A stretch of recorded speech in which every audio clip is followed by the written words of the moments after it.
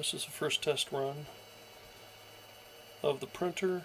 Actually, not a test run. I am printing a tool holder that will bolt on the side here, in between, on that rail, in between the printer and the control box. Control box is what I just finished modifying. You can see there's a extra square hole cut in the side. That's where the USB cable goes in. You can probably see further in the back is where it used to go. Obviously, there's now an 80mm fan. That's a Noctua, really quiet 80mm fan. The board used to be mounted on the top of the control box. It is now mounted on top of the power supply. The stepper motor drivers in there, like extra air. I couldn't find a solution that was going to work for me online. I printed a new case that somebody had designed, which was actually really cool. It uses the bottom piece of this case, because the bottom piece and the back plane are one piece, and then the rest is a separate piece.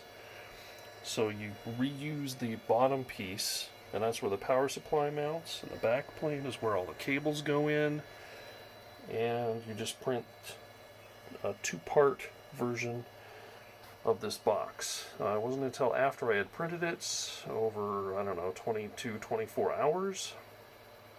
It had a lid that had, you could put two, I think 50mm fans in it, or 180. I had printed the version with an 80mm. I didn't think there was even enough room for the thickness of an 80mm fan.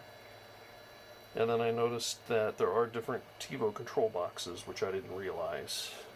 This one came with the MKS Gen L board. The power supply is mounted over this side. The AC relay that controls the heated bed is over here. The version that I printed, it looks like that control box is kind of reversed, where the power supply is more over to the left and the AC relay is more to the right. Didn't realize it till after I printed it. It was not going to work with my layout unless I took the power supply out of this case, drilled new holes in the bottom to mount it through the bottom. Even then, the on-off switch is in a slightly different place, so I had to Dremel a bunch of the case that I printed off to get it to be flush. And in the end, I just gave up on that one and decided, heck with it. I am going to take a 3-inch hole saw and cut a hole in the top of this case. So that's what I did. So I've mounted the PCB on top of the power supply.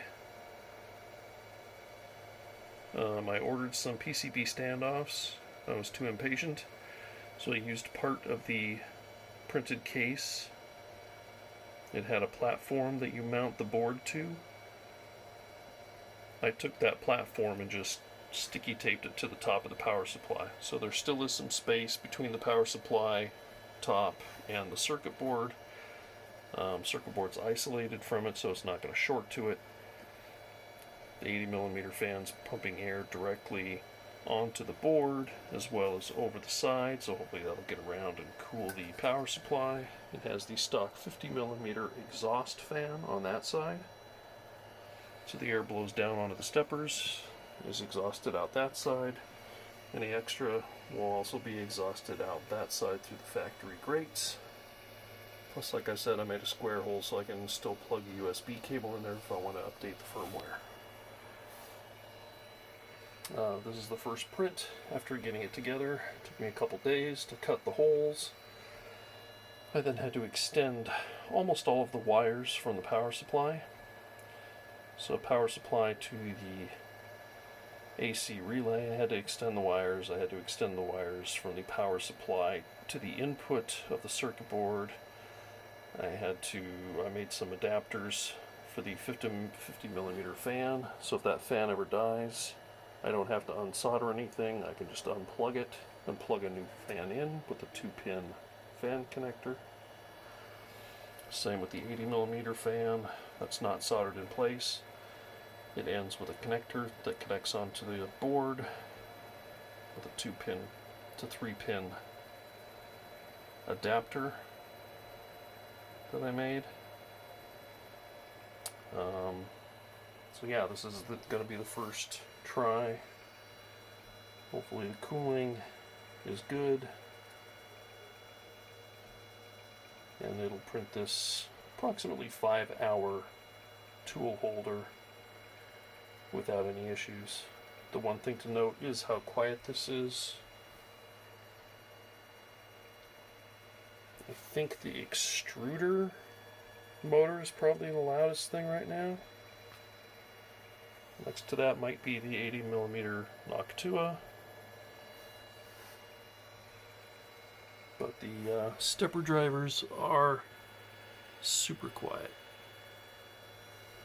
other than the extruder. I also added a spool holder. I did not really want one that hangs off the gantry. I don't like having extra weight up there. But because I cut holes in the case, the one I printed that sits on top of the case wasn't going to work anymore. And I kind of like this design, the way it hangs off. I didn't realize until today, unfortunately, it's got such a large diameter for the spool that I have to only use spools with rather large openings in them to fit on that spool holder. So yeah, I might have wished that design had a bit smaller diameter spool holder there.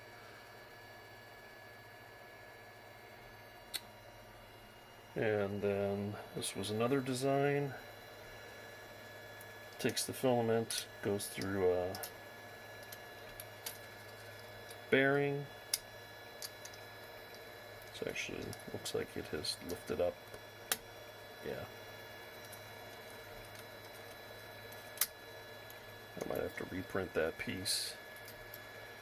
But basically it keeps the filament from coming at an angle off the spool at a really sharp angle into the extruder, which will eventually cause it to kind of eat away at the plastic on the extruder if it comes in at a sharp angle. So yeah, cross fingers, and in 5 hours hopefully I'll have this tool holder done. Actually, I'm just doing the tray right now for 5 hours, and then it's like less than an hour to print the 2 feet that bolted onto the side rail. So there we go. Another update.